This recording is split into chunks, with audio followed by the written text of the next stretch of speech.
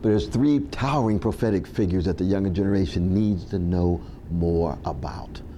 First, Martin Luther King Jr. Well, we think we know about Martin Luther King Jr. I have a dream, the March on Washington. Oh, but Martin Luther King Jr. was about not simply racism, he was about wrestling with poverty, wrestling with militarism, and wrestling with materialism, that obsession with things that often produces an emptiness of the soul, a kind of spiritual malnutrition and moral constipation.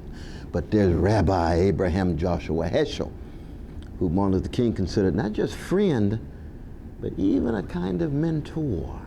He represented prophetic Judaism at its highest level, which is always having genuine empathy to the weak, the vulnerable, the orphan, the widow, the fatherless, the motherless, the poor, working people, all peoples who have been dehumanized and devalued.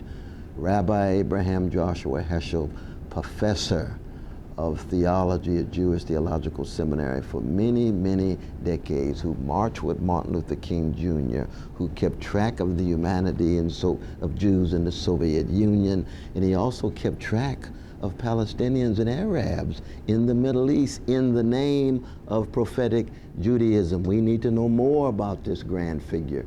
Third, last but not least, the inimitable Dorothy Day. Dorothy Day was the founder of the Catholic Workers Movement and the Catholic Workers Newspaper.